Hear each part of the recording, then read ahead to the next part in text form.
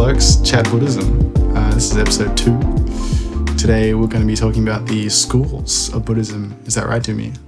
Yeah. So like we said on the previous episode, we'll get into the different types of Buddhism and to give you a bit of context on why, the practices are different in sort of the Western culture. Cool. Maybe we'll dive into it. Heck yeah. Yeah. Take us away. So Buddhism, has spread, because it started in India, but it's spread across sort of the whole continent and more, right? So it's gone to the west, towards Afghanistan and Iran, right? I don't know if you remember when the Taliban blew up a massive statue of the Buddha, it was inside a rock and it was huge. But yes, it's gone, towards that side, Afghanistan, and to the west as well. East. Well, when you say it's gone, it's spread. Sorry, yeah. Okay. So obviously, okay. So when it started off, it was just in India, right? And then it was moved, not moved, but it was spread to Sri Lanka and Burma initially, right? So that's why those countries have very traditional sort of orthodox early teachings, right? And then with time, it kind of, mixed with Hinduism and existing indigenous spirituality practices, right? And it moved to, the West, Afghanistan, Iran side as well. And it moved to, as far as Japan on the eastern side, right? It's also gone, down towards Indonesia way, and north towards Russia. So it's very broad and it's been spread throughout that whole region. But obviously, as soon as any teaching goes to any part of the world, the existing spiritualities and cultures all mix in and blend in and make it something else, right? And that's why we have all these different schools. So, we'll start with the one that's in Sri Lanka and Burma, right? Which is Theravada, right? So that's very close to the early teachings, right? Mm-hmm. So even in the Western... Pretty elitist. Yeah, bro. Pure. But it's also in the West, this more secular sort of Western Buddhism kind of tries to follow that Theravada style of Buddhism, right? It just purely focuses on the texts of Buddhism, so the original text, right? So I think we'll touch on a bit about this text maybe in a future episode, because that's very important to know, because writing things down wasn't a thing. This is a very recent thing, right? Oral tradition was something that was used in the days of the Buddha, and even across the world. Even I think Plato hated writing things down, it's a very new concept, because before, if you had to write things down, what are you going to write it on? There's no paper. And when they actually managed to sort of make a pulp out of papyrus and make paper, that wouldn't last very long. So paper wasn't that, it wasn't something you could trust to, put your knowledge in. So it was always oral. But we'll get to that. I'm getting sidetracked now. Yeah. Or maybe do another episode on that, kind of why that's the case, and can we actually trust the text, right? Okay, right. Yeah. Because I remember you telling me on a walk one time, it's recited so much that it's more trustworthy than writing, maybe, because it's so ingrained for years and years and years that they become an expert on it. Yeah, for sure. They're just they're said in a way that there's a rhythm to it, so it's easy to memorize. But then they memorize it. So many people memorize the same thing, and they memorize it in different permutations. So they might change every second word and flip them with the previous word or something like that, and they memorize that. So they have so many different variations, and then they all sit together and recite it. So if one person makes a mistake, it's going to autocorrect, right? Because so many people saying it. And they'll do that through time, and they still do it. So it won't change. it's actually more trustworthy than any sort of textual sources, because people have to copy down books and stuff with time, and they may tend to change stuff. But with this, like, yeah, but maybe we don't even need episode. We kind of covered most of this. Getting ahead of ourselves. It's kind of like there's some parallels to like computer systems. Like that's sort of like a distributed. Yeah, I was gonna say because I was like the autocorrect, it's like the hive behavior. Remember when we did that in uni, like when all the little agents sort of follow what's next to each other, right? Like if it messes up, it'll just point to the right direction because everything else is pointing to the right direction. Yeah, it's pretty cool how they've done that. And I mean, because we're talking about, we'll kind of go into it a bit deeper. At that time in India, everything, for example, the law was also, set in verse. So they were like, say it in verse because it's easy to remember. And then people had them memorized. There's people who had the law memorized and that was their job. And that if you needed to know the law, they'll go and ask. Like they would say in verse, like everything was in verse. And that's why all these like Buddhist texts actually have a little rhythm to it, and they kind of repeat the same thing at the end just to sort of, really make sure you remember. And it's pretty cool. And that's like they took their jobs with books, right? Like they lost their jobs because books don't. Legit. Same with like what computers now. Yeah, it's the same argument. It's just been happening forever. Yeah, it's funny. Yeah, and then AI and all that. Just repeating sansara, bro. It's just the same thing ever and ever. Same shit, different century. Yeah, for sure. Let's get back to Theravada. So, let's say, it tends to focus on those early texts, right? So, what the Buddha actually said, and we can for most of the stuff in the Tripitaka. So, Tripitaka is the sort of the textual source, I guess. So, 3 means 3.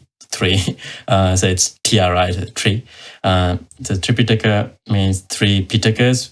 So there's 3 sort of, I guess, sections of the text, right? So we'll get into that later. But Theravada kind of focuses on that, right? And it focuses on the actual historical Buddha, the actual person who lived, in 400 to 500 BCE, right?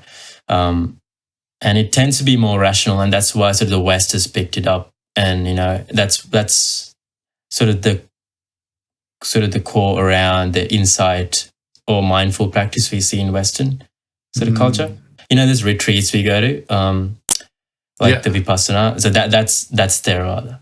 Right. So that's why it's easy to sort of integrate into the Western secular scientific culture, because it's very rational. It's not like if you do Zen, it's so esoteric that you need a different kind of way of looking at it to sort of even engage with it.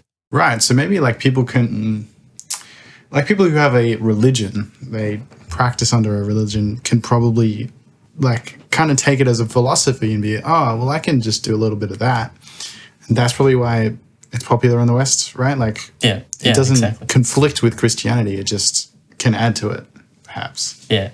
Yeah, 100%. And that's why we're doing the podcast as well, like focusing on early Buddhism, right? You don't need to be a Buddhist. There's no such thing. You just, follow these principles, and it could have been said by anyone, really. And these are rational principles. So you don't need to be a Buddhist or anything like that. But that's Theravada, right? So, and the objective of Theravada is to become enlightened.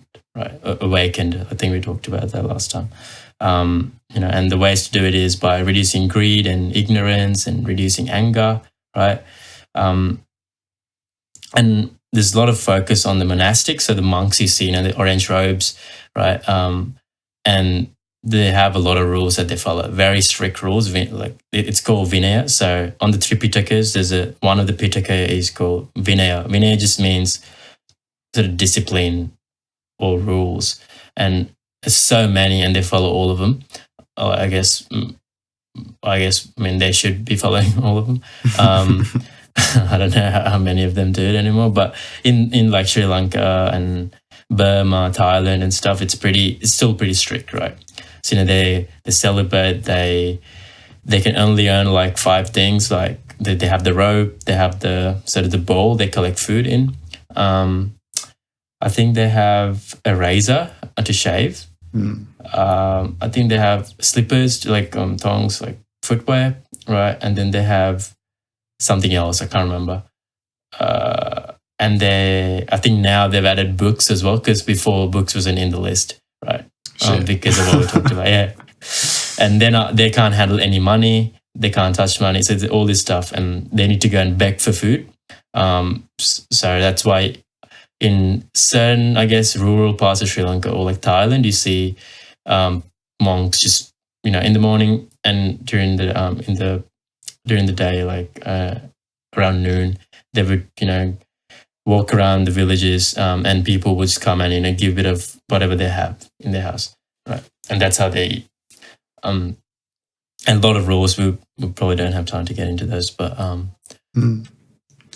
yeah, I remember seeing. I was in Thailand in high school, and that was kind of like a big part of it. Looking at researching these monks, and yeah, it's really like comparable to like kind of a homelessness situation in Australia, but like monks are accepted and socially encouraged. That's exactly it. They're meant to be homeless. So they're mendicants, right? So they have the homeless, but they're doing that on purpose, for spiritual gain. And in India, like at the time, doing that was it's an honorable thing. Like it wasn't like here, like if you do it now, like people was going to think, you're crazy or something. Yeah. But at the time, it was like you have the guts to do it. You're a true, spiritual person, right? There was so much honor around it, and people supported that. But anyways, that's what Theravada is, right? Very orthodox, if you think about it. And then there's the other one, right? Mahayana. I think we touched about that a bit. So Mahayana so all the stuff you hear about Zen and Pure Land Buddhism, all that's Mahayana. Even Tibetan Buddhism, so Vajrayana, so they're all part of Mahayana, right? But it's a bit different to Theravada because there's a bit more rituals and it's more devotional, right? It's you repeat the mantras, and there's a certain kind of aesthetic to it as well, right? So if you look at sort of Zen, so if you think of Zen, you think of these Japanese really like serene places in nature. It's very clean, it's with beautiful. The raked rocks. Yeah. Have you been to any of those temples? Because I know you've been to Japan a couple of times. Yeah. They're everywhere and they're super cool. Oh, really? Yeah. Yeah. I want to go one day. One day. Yeah. I mean, it's different, but I guess the monastics, their rules aren't as strict, right? So in Zen, some of them actually marry, they have wives, right? It's just totally different to Theravada, where you need to be celibate. Yeah. Okay. Yeah. For example, some Zen temples in Japan actually brew their own sake. Whoa. So yeah, and in Theravada, obviously that's like no, like never touch alcohol. That's hipster as fuck, man. That's it's crazy, yeah, and it's so different, right? And it's I guess in Zen there's this sort of I think few things they sort of focus on, which is simplicity and serenity, right? And you see that in the aesthetic as well, right? When you go to a temple, it's all there. And the third thing is called Satori. So I guess that's a Japanese word, but it kind of means that sudden realization, that sort of insight or like moment of clarity that comes suddenly to you, right? Whereas in Theravada, it's more like you need to put in the effort, and it might take you like millions of lives to actually achieve enlightenment, and you need to put in the work every day. Right. But Zen, it's more like you might be able to get there suddenly by sudden awakening, right? And that's why, have you heard of the Koans, the Zen Koans? No, what's that? Okay, so they're like riddles, or like they're like little puzzles, or like stories I get that kind of make you stop and think, right? So I guess if you, just to backtrack a little bit with Mahayana, I know with Theravada, the main sort of goal was, achieving enlightenment, right? And to do that, you got to follow these steps and, put in the work. With Mahayana, there's a thing called Sunyata, which also is in Theravada, but it kind of means a different thing. But in Mahayana, Sunyata means sort of emptiness, right? Clearness, being open, that pure awareness where you're not actually judging anything. So, because I guess the rational mind is always trying to sort of put a meaning on everything you experience, right? So it's trying to label, and we can't actually experience anything new because it's trying to like understand that through what you already know, right? And it's all relational to to things you already know. And with Zen, these koans it's kind of exercise that sort of the monks do on their students, is try to make them stop using their rational mind, right? And then kind of have a moment of Satori where they have these moments of clarity, right? So I'll give you an example. I'll give you an example of a koan, right? So this is one of the most famous ones, right? So this is it. You can make the sound of two hands clapping. Now, what is the sound of one hand? Right. Well, I can clap with one hand, so I don't know. You're a freak. Because I have three hands. But no, yeah, but it's one of those things where it's like, even at least for like half a second, you kind of stop. And you're like, hang on, I can't answer this with things I already know. Like, right. I That's can't what you meant by the rational mind part. Yeah. Because you can't answer that rationally. Like, I guess you can, but it takes a bit of time to kind of find an answer. Yeah, right? because you're working through the problem as like it's like you're solving the problem of like, what does a one hand whoosh sound like, Yeah, exactly. Because you hear the word clapping and you're like, okay, clapping is two hands and that's what I know. That's what I've done all my life. You never even sort of entertain the idea of clapping with one hand. And the actual statement is irrelevant. It's just the fact that for at least half a second, you kind of stopped and you're like, hang on, what? Like, I can't, and that's it. And that's what it's trying to do. Like, stop analyzing things. And the answer is usually not even verbal. Like, it's a non-verbal. Right. So with Zen, people sometimes when they realize it and that Satori comes through, like, they might laugh or they might jump up and down. Like, that sudden realization of, okay, like my brain just stopped for a second and it's pure awareness right now. Right. Even for that half a second. So is Satori like the period of not knowing, like that brief like questioning? Yeah. So Satori is the sudden realization that enables Sunyata. Sunyata is the sort of that sort of pure awareness where you're not judging anything and that you're just being. Right. That you can experience that by sudden moments of clarity, which is Satori, right? Okay.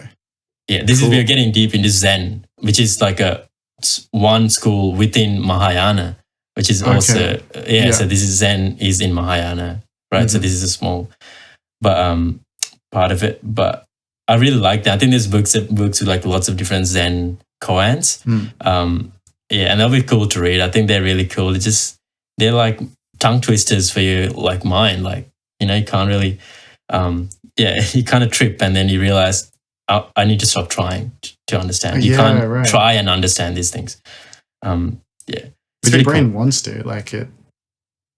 Hey? Your brain is like, okay, well, I got to think about this now.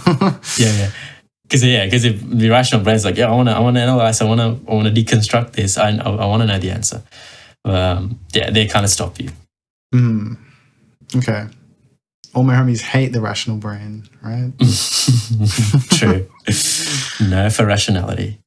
But you can see how that's so different from Theravada, because Theravada is so, very rational, very scientific. Yeah. Okay, these 8 things and these are broken down into 24 things and everything has an answer and everything's so systematic. Whereas Zen and Mahayana, it's more, it's irrational, and the texts are also a bit more irrational because it's the Theravada text, but they've added more things onto it, right? And then if you look at China, right, they've also combined it with sort of different traditions and indigenous spirituality, right? So do you know that sort of statue of the Buddha with like really like he's like fat and he's like laughing, like the laughing Buddha? Yeah, it's like in every like Asian grocery store. Like, yeah. But that's another. I guess we should have touched on the last episode. That's another misconception. That's not the Buddha, right? So that's actually Buddhai, right? I think Buddha in Japanese, but it's actually just a person. Oh. Yeah, so it's just a person who achieved enlightenment, right? Around 800 AD. So that's way past the Buddha. Yeah. Okay. Yeah. He just achieved enlightenment, and he was just happy and giddy, and and that's him. And with Mahayana, there's another thing. So Mahayana, actually, I think we talked about it last time. There's this whole sort of focus on bodhisattva, which is someone who can attain enlightenment, right? So, and everything has this ability to achieve enlightenment. And so this Buddha guy can be a Buddha at some point, right? But he's not the Buddha that we think about when we talk about Buddhism, right. Which who lived in like 400 BCE, right? But yeah, there's a lot of symbolism with that sort of Buddha as well, because fat stomach could just mean he's fully satisfied, satiated. There's no more to sort of ingest, right? There's lots of different cool symbols with it as well.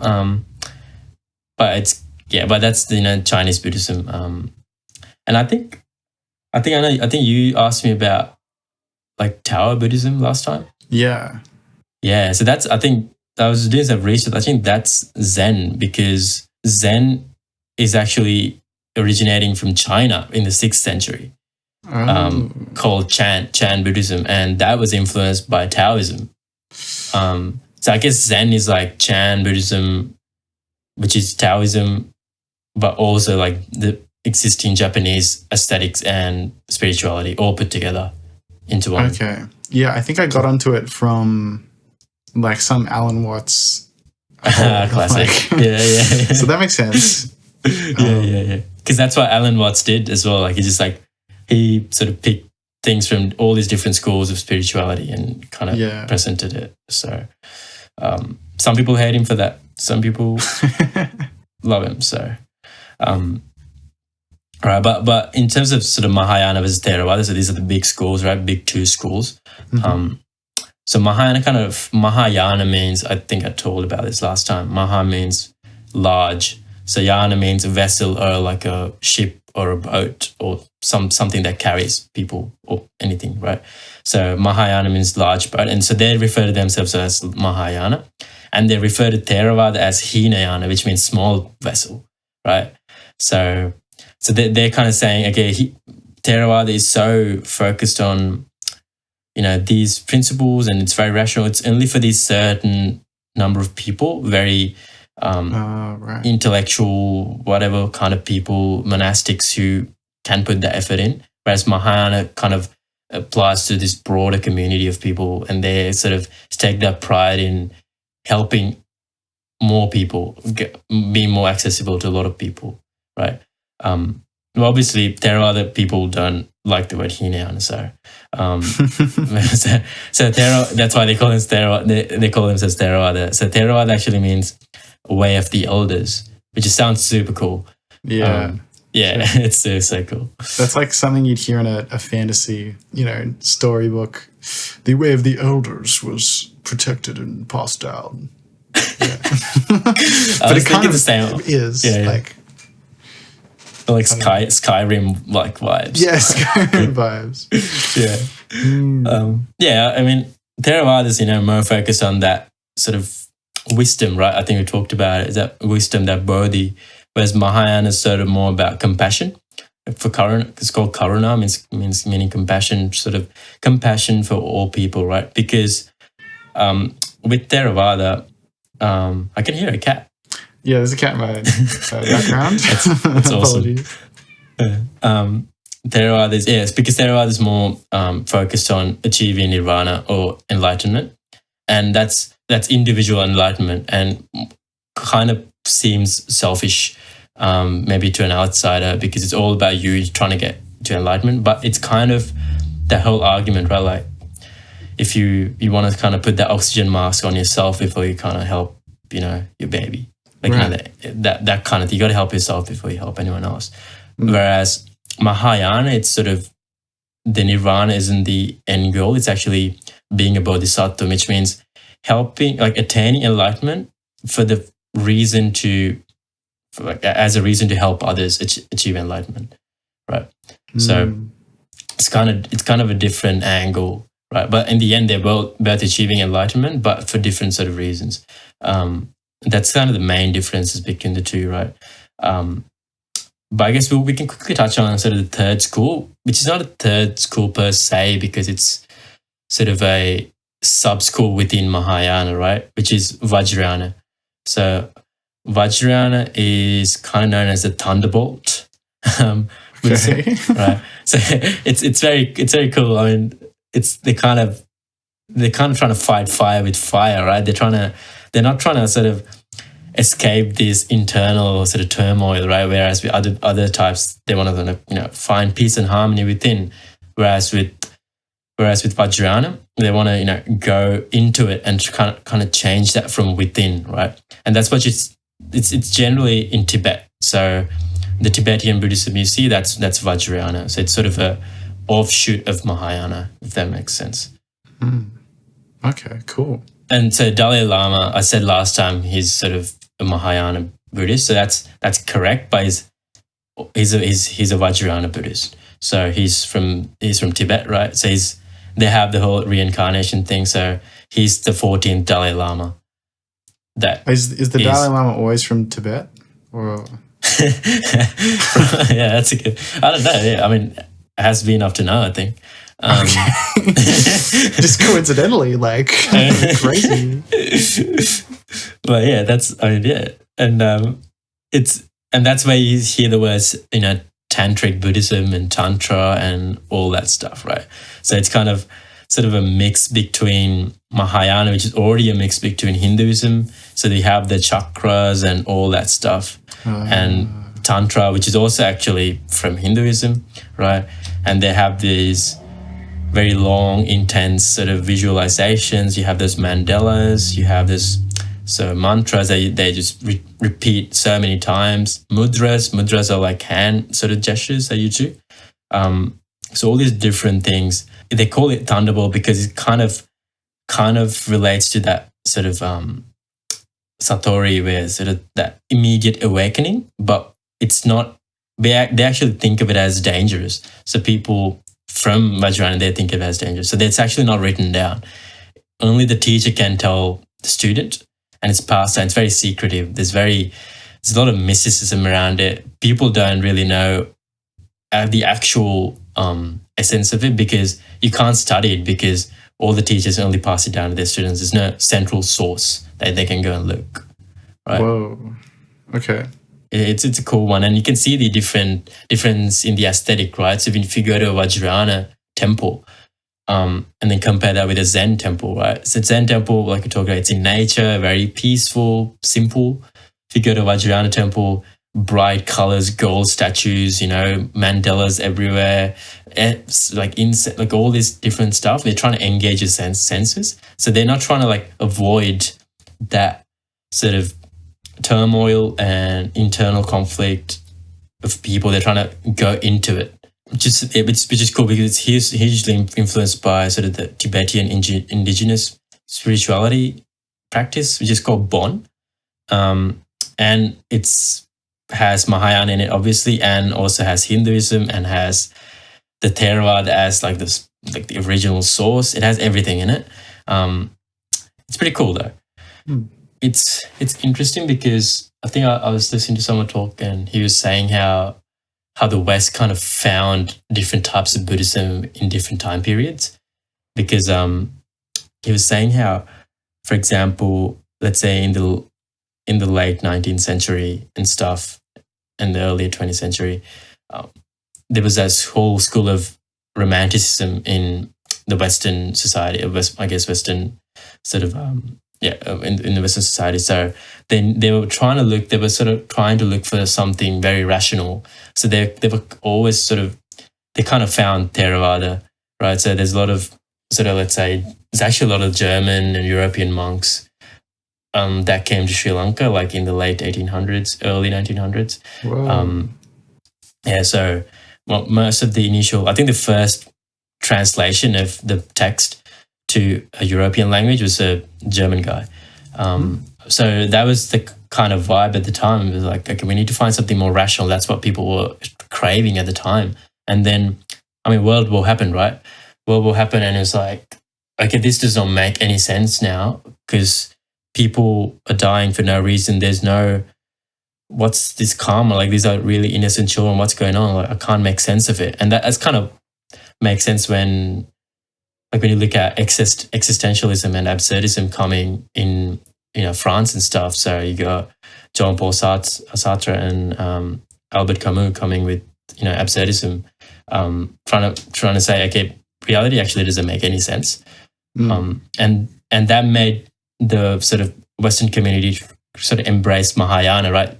Zen, which is kind of the Koans, right? The Koans are like, so they don't make any sense. They're irrational, right? So they sort of gravitated towards that, right? And this guy was making the point that now we've exhausted all of that. Now we're trying to find the most esoteric of the Buddhism, which is Vajrayana, which is the Dalai Lama's one, right? With the colorful stuff, it's so secretive. There's sort of mysticism in it, right? So now we're kind of gravitating towards that one.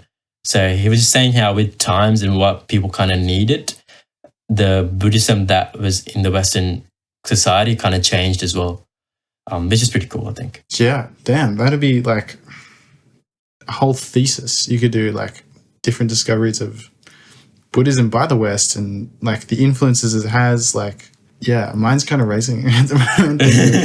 All the influence, that's crazy. Yeah, it's crazy. And it's cool how people kind of find what they want to find as well. Yeah. Is that like important to Buddhism as well? Like, I feel like that's kind of Zen, if like you take what you want from it. Yeah, that's true, yeah. No, I'm using Zen as like a catch-all because it's not actually Zen, I guess. yeah. True. Yeah. You're not talking about Satori, yeah. Yeah, no, that's true. That's true. And that's the thing. I think the main sort of reason for kind of talking about the schools was just, say it. There's lots of different schools. Look, you can kind of choose which one fits your needs. They all have the same basis, right? But I think for us with the podcast, we're kind of sticking with Theravada and early Buddhism. So Theravada with time has obviously in Sri Lanka and Burma and Thailand kind of mixed in with the existing cultures as well. So we want to sort of strip away that as well, sort of move into the text itself and look at the rational sort of guidelines and principles that were taught. Because like you said, like it's so easy to integrate that with anything you're practicing right now. But that's it. I think we were talking about before. It's good that we're keeping the episode short, 20 minutes. But I think we went way overboard with this one. That's okay. Yeah, there's kind of a lot to talk about. So yeah. I'm sure I've offended so many. I'm sure I've offended some person from every one of these schools. Well, yeah. Yeah, it wouldn't be a podcast without it, right? That is true. Yeah. Just because even one school, you can say, I'm going to this Mahayana temple, and then you go to a different Mahayana temple, and it's totally different. Just because of how their teachers have taught them, or they're from a different Mahayana school, from a different Mahayana temple, from a different country. So it's all just different. So there's no like central sort of idea of what each of these schools are. They're not really clear cut. But this kind of gives a overall, I guess, context. Yeah, I'm kind of imagining like this kids TV show with all these like competing primary schools, but they're just like the schools of Buddhism. I don't know if that makes any sense, but like school, Like when you say school, I immediately think of like a high school. And then I think of like a school of fish, and then I think of like a school of thought. School of fish. I I've had never to do a lot think of of that one. interpreting. School of fish. I never think of that one. Yeah. Right. Well, Interesting. Oh, I think we should probably wrap this one up. yeah. Cool. Thanks for presenting that. Thanks for listening, everybody. Yeah. Thanks, guys. We will catch you all soon. Yeah. See ya. Bye.